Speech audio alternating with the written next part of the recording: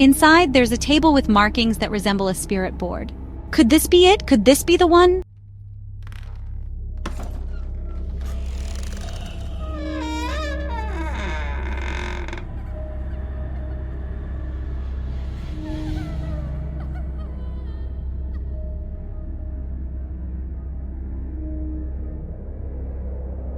The Winchester Mystery House.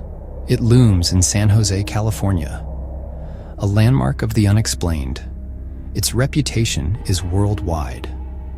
Known for its unsettling weirdness, it beckons to those who dare, those who chase the unknown. Its very name hints at dark secrets, a structure born of a strange vision, perhaps a deep, abiding terror. The mansion is vast, truly vast. Its sheer size can overwhelm you. Over 160 rooms, miles of twisting, turning hallways, a result of decades of building, non-stop, relentless construction. It grew without any clear plan.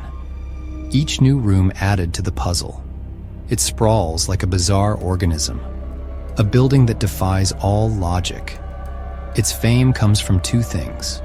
First, its bizarre architectural design. Second, its chilling paranormal legends. This is no ordinary strange house. It is a map of pure confusion. Stairs climb straight to ceilings. Doors open onto solid brick walls. These aren't simple builder errors. They are deliberate, part of its core. And then there are the ghost stories. We are here to face this enigma, to walk its shadowed, haunted halls, to try and understand its madness. This is more than just a casual visit. It is a serious investigation. We aim to uncover hidden truths. The Winchester Mystery House is waiting. It has many stories to tell. Our journey into darkness starts now. This mansion isn't just architecturally strange. It is famously, intensely haunted. They say countless spirits roam its halls. They are tied to the Winchester name, the bloody legacy of the Winchester rifle. It casts a very long, dark shadow, a shadow that engulfs this entire house. The story always begins with Sarah Winchester. She was the widow of William Wirt Winchester, heir to the vast Winchester rifle fortune. Her life was shattered by profound tragedy, the heartbreaking death of her infant daughter, then the untimely death of her husband. Such immense grief can alter a person. Sarah's grief was a powerful force. It dictated her path for decades. She desperately sought some guidance. A Boston medium gave her a chilling advice. She was told to build a house, a massive house for the spirits of all those killed by their family's famous rifles. She had to keep building, always building, to appease these vengeful spirits, or perhaps to trap and confuse them. The construction never, ever stopped. For 38 long, relentless years, the house feels alive, breathing, with a constant, unseen presence. These encounters fuel its haunted legend. We are not here just to repeat old tales. We are not simply recounting legends. We are starting our own journey, our own deep investigation, into the very heart of this enigma. We truly want to understand it, what makes it so incredibly compelling. There are so many legends here, so many stories about this house.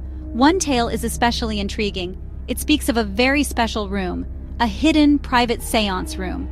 And within it, or concealed elsewhere, a very specific, powerful artifact. A spirit board, they say, used by Sarah Winchester herself. This board might hold the keys to her actual motives, keys to the mansion's deepest secrets. I am not facing this task alone. My trusted colleagues are with me. Jax and Maya are by my side. Jax, with his sharp analytical mind. Maya, with her unique sensitivity. Together, we will navigate this maze. We will face whatever this house reveals, whatever darkness it holds within. This is part 1. Our introduction. We are laying the essential groundwork. We are carefully setting the scene. In the parts that will follow this, we will delve much, much deeper. We will explore the history fully. We will share all our encounters, the strange, the eerie, the unsettling. Prepare yourselves to journey with us into the deep shadows of this house, the Winchester Mystery House. Our exploration has truly begun. Our purpose here is crystal clear. We are on a specific, vital mission: the spirit board of Sarah Winchester. This board is whispered to be a direct line. Her deepest secrets, her darkest fears. It channeled their otherworldly designs. The hunt for Sarah's oracle begins now. The sheer scale of this mansion is daunting. 160 rooms. Searching it together would take days. We need a more efficient approach. Jack steps forward, his expression determined. This place is massive. We need to split up to be effective. Let's split up to cover more ground. Maya and I will check the upper floors. You take the ground level. This plan makes logical sense. Divide and conquer the sprawling estate. The upper floors are notoriously complex. The ground floor is equally bewildering. Splitting up in a place like this, it always carries an inherent risk. The house could try to separate us further, but the potential reward is too great. The spirit board is waiting to be found. We agree to Jax's strategy. We will maintain constant radio contact. We are prepared for the challenge. Our divided search is now underway. As we prepare to go our separate ways, Maya speaks, her voice soft but firm. Her instincts are rarely wrong. Be careful. This place has a reputation for playing tricks on its visitors. Her statement is an understatement. We know the stories, the countless reports, visitors getting hopelessly lost, feeling watched, touched by unseen hands. The house seems to possess an intelligence. Its very architecture is a trap. Even before the first strange event, the endless hallways, the bizarre designs, they work on your sense of reality. You begin to doubt your own senses. Her words resonate with our own caution. We are not naive paranormal tourists. We are investigators, aware of the dangers. We are stepping into a known hotspot, but our mission drives us forward. The quest for the spirit board. We arm ourselves with our equipment. The mansion's games will not deter us. Jax and Maya head towards the main staircase. I watch them disappear into the upper gloom. Then, I turn to face my own task. The ground floor of the Winchester Mystery House. It stretches before me, a daunting expanse. Corridors branch off in all directions. I take my first steps alone. The air feels heavy, charged. A sense of being watched is immediate. I switch on my flashlight, its beam cutting. Every corner seems to hold a secret. The sheer number of rooms is overwhelming. Where does one even begin such a search? I must be systematic, thorough. The spirit board could be anywhere, hidden in a forgotten closet, or perhaps displayed in plain sight. In a room Sarah favored for her seances, the house itself feels like a living entity, breathing softly around me. My search on the ground floor has begun. Meanwhile, Jax and Maya begin their ascent. They climb the grand, creaking staircase, leading to the upper levels of the mansion. This area is a notorious labyrinth. It is a disorienting, three-dimensional puzzle. They know the challenge that awaits them. As they reach the first landing, the atmosphere shifts, becomes denser. The air feels colder, more oppressive. Let's make sure everything's working. Camera, audio recorder, all set. It feels stronger up here, like the energy is more intense. Their strategy for the upper floors mirrors my own on the ground level. A systematic, room-by-room search. But the layout here defies easy systemization. They must rely on their instincts, and their ability to read the environment, looking for any clue, any anomaly, anything that might suggest a hidden chamber, or the presence of the spirit board. They move cautiously, voices low. The sheer number of doors is bewildering, each one a potential gateway to discovery. They open a door, revealing a tiny room, barely large enough for a single person. The endless oddities of the Winchester design. They are acutely aware of the stories. Their search of the upper maze has begun. A journey into the heart of the strange. The silence on the ground floor was immense. It pressed in on me from all sides. I was truly alone down here. I moved deeper into the sprawling first level. Each room presented a new set of shadows. Perhaps it was just my mind playing tricks. Peeling wallpaper hung like dead skin. Cobwebs draped furniture like ghostly shrouds. My mission was to find the spirit board. But where could such an artifact be hidden? In a house with 160 rooms. The task felt monumental, almost impossible. I scanned every surface, every dark corner. Each closed door was a question mark. My solitary descent continued. I pushed open another creaking door. There was a strange stillness here. This room felt significant somehow. Then I felt it. A distinct, icy draft. I checked for open windows, for cracks. There were none. And yet, it was undeniably real. My breath misted slightly before my face. My gaze was then drawn to an old mirror. It was large, ornate, with a tarnished frame.